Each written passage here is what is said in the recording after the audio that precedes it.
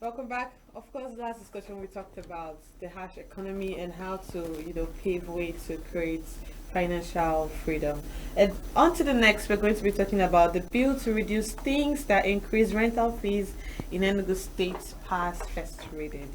And in the studio, we have Peter Ezih, the coordinator of Concerned Citizens for Progressive Enugu State. Good morning and welcome. Good morning. Okay, Good so morning. the bill has passed the first reading. What do you think about this?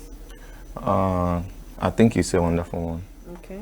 You get because we have been waiting for such bill to scale the first reading, not just scaling the first reading, but for the bill to be passed. You get so I think it's a wonderful one. It's a wonderful move. What exactly would you think is the key factor that prompts the bills of rental bills to keep increasing in Enugu State?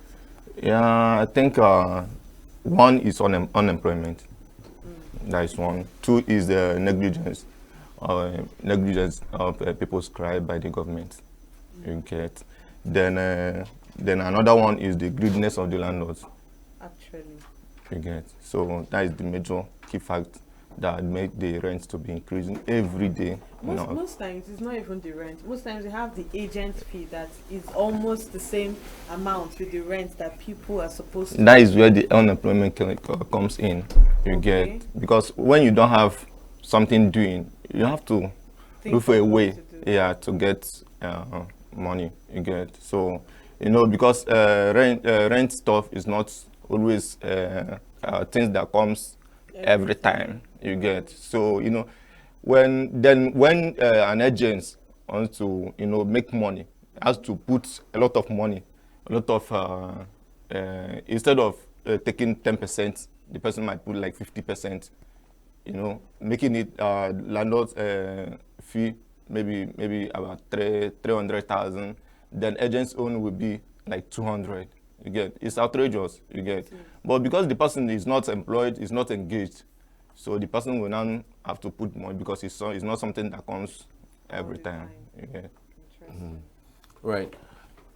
So a whole lot of persons have spoken largely about this rent thing. I mean, it's not even about the rent itself. It's even about the agency fee, legal fee, and just other fees that they usually caution fee. Caution fee. There's even another one, welcoming fee. More like you're not practically giving money, but you are giving drinks. Yes, to some people around there to show that you are now a part of the community. So you would wonder why that is happening. I mean, in big cities like Abuja, Lagos, everybody, even Port Harcourt, you do 10%. That's what it's known. Yeah. But here, we're talking about almost up to sometimes even 50% of the amount. Over 50%. But why? Why is that so? I mean, when you say this so-called lack of jobs, is it not in Port Harcourt? Is it not in Lagos? It's everywhere. You get. It's everywhere. But at the same time, like I said earlier, the key fact, one of it is negligence of people's crime by the government. When the government is not doing what they are supposed to do, agents will take advantage of it. Because they want to make money. You get. Then the main reason why I said that the negligence of people's crime by the government is that, for a decade now, we have not had maybe government estate. You get. For a decade now, we have only like federal housing. That's the one at Noah's, close to Noah's side, and state government housing, the one at by here. You get. So for a decade now, we've not had any other government, federal or state government housing. So that is another reason why the agency fee is increasing. It's affecting the people. It's affecting because if had it been that they initially regulated the agency fee and the lawyer fee, all this rent fee you get is going to help a lot, and it would have not gotten to this extent. Okay. You get. I mean that let's assume they have like 1,000 blocks of three-story stairs or something of that nature. You get. You stay 1,000. Maybe you put 1,000 in a campsite, 1,000 in Abaji side, 1,000 in Ugwaji side. You get, when you get there, when you put these houses there now, it will now reduce the cost of living. Okay. It will reduce the cost of rents. Okay. Then at the same time, you know, all these government estates, there is a procedure you have to go. You don't have to go to an agent that or anybody that you need a house to rent or this and that. It will just reduce everything drastically. So wouldn't that prompt agents to still put high fees for their agents? That is where this bill is one of the wonderful one. Okay. You get. That is where this bill just came in. Once you regulate the agency fee, once you regulate the activities of the agents, you get, it will now make everything to come down. Okay. You You know, for instance, if we were to break it down properly in places like Thinkers Corner we are in right now, I mean, you would hear an amount that is quite outrageous. This is not even close to road. We're talking about right inside of it. We're hearing that a one room and a parlor is going for as high as like 1 point something million. Yes, yes, and then you wonder, someone who's renting 2 rooms and 3 rooms, how much they will be paying. Well, it's really outrageous. It is. That's why the new bill is really okay.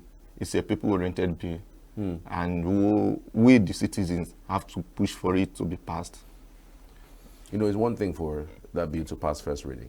It's another thing for it to pass second reading, and the governor consenting to it. Yeah, so because again, we also know that sometimes it's not that these laws are not good, but it's just that at some point you might just not hear about it again.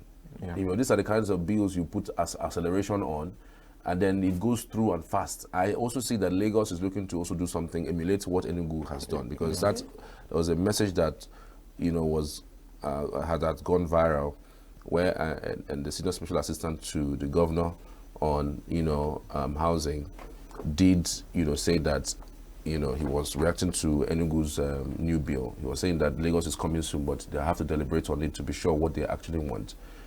So one would wonder that some of these people who are to legislate on this matter, that they are the owners, the people who legislate on this matter are the ones who are the House of Rep members, or even House of Senate, or even House of Assembly members, and even some are even in government. So it is difficult to even implement such kinds of things, you know, if at all it comes to that point of, you know, consenting, assenting, and even passing through first and second reading. Yeah, that is where the concerned citizens comes in. You get, you know, this bill can stop halfway, as you said. But if we continue to hammer on it, that we need this bill to be passed, you know, you go to the executive, you meet the people in the authority. This bill is a people-oriented bill and need to be passed without even wasting time. I thought this bill, even the day they read about the bill, I thought it would be passed the following day. It's following day. You get, because it's a bill that everybody, in short, the 70% of people living in Enugu are waiting for. Right. You get. I know the people in government, they are the most of them are landlords. Most of them have houses, estates. You get. But we're not asking you not to collect your rent fee or something of that. But what we are saying is that this caution fee, this management fee, the agency fee, the high rate of agency fee should be removed or bring it down so that we, the common people, can be able to pay. But if you continue to say because it's going to affect your own destiny, no. I must say it's greediness that will make you to say that the bill is not a good one. Nobody is saying that your tenant should not pay your house rent. You get. Nobody is saying that. But this high rate of agency fee is outrageous. The caution fee, the management fee, I think it should be removed. And we as citizens of this state, we have to push for it. That's where we come in.